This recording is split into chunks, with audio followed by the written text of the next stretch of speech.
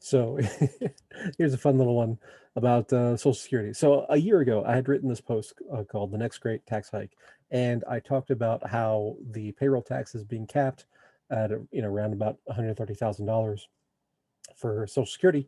Uh, is going to be the next great tax hike because basically the math works out such that they can get an extra couple years out of Social Security funding if they do that. So now it is November of 2020, and it looks like at this point Biden is going to be president, and part of his tax proposals is to, in fact, raise slash eliminate the cap on Social Security earnings. So pat myself on the back. I called that one pretty well.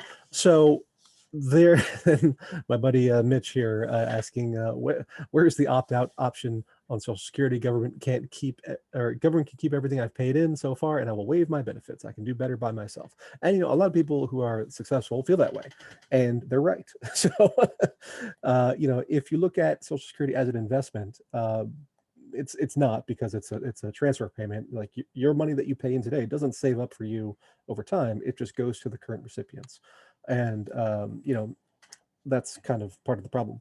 But if you take how much you paid in and your expected benefits, given the current retirement ages and all that kind of stuff, the more you make, the worse of an investment it is. So it comes out for most higher wage earners to be something like 1% return on investment, which is not great, and most people can do better in almost anything else. So there are actually a few ways to opt out of Social Security. So way number one is you can be clergy, and so I have one client who is now retired and was in the Seventh Day Adventist church, and worked as clergy and did that for decades, and he had opted out of Social Security back in the 70s. So now he's retired and he has no Social Security income, has a small pension. And we asked him, it's like, why did you do that? And his answer was that, well, back in 1977 or whatever it was, the church was telling their clergy that, the, the, uh, the resurrection is coming, and or the rapture is coming. Sorry, that's the right one. Rapture is coming, so nobody will be around to be collecting Social Security, so don't waste your money. So they did that, and you know, it's 2020 now, and people are still around. So that's certainly an option. Way number two, though, is to be a certain types of government employees. So a lot of colleges, university systems have their own version of Social Security.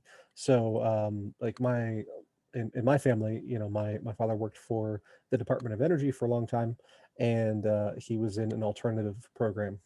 So he doesn't get Social Security; he gets a different government pension. From what I understand, that particular department no longer offers that. But yeah, so there are still some of those around. And the third way, and the most common and accessible way, is to make your money as an investor. So Social Security earnings get taxed on, or Social Security tax gets assessed on earnings. So that's active employment. So you get a W-2 primarily. But if you are making money through your dividends in stocks, or just capital gains, or passive real estate investment, things like that, or just owning a business that you're not working in. That those are all different ways to make income. You still have to pay income tax, but you're not paying Social Security tax on that because you're not actively engaged in those trades or businesses. So just to give you an idea, let's say you own a dry cleaning store, and you typically, that's a family operation. You work in there, and you take a salary based on your actual involvement, and let's just say it's $60,000, and you will pay Social Security tax on that portion. But then, if the business makes as a net profit, something above that, let's say another $40,000 on top of that, so you make 100. So that $40,000 is not going to be taxed as Social Security, because it is accrued to you as the business owner rather than as the employee. And depending on what situations you have, whether you're a sole prop or partnership or S corp or C corp, there's different nuances that go into that as far as the taxation of all those. Um, but that's the basic idea. So clergy, doesn't have to pay Social Security, they can opt out.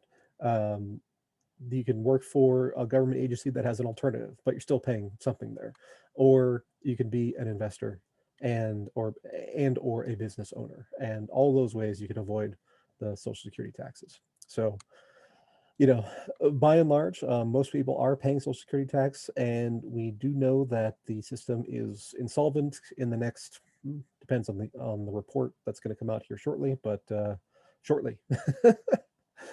Even if they uncap the Social Security earnings, they're only going to get another couple of years out of that before either taxes have to be raised, benefits have to be cut, or some combination of the two.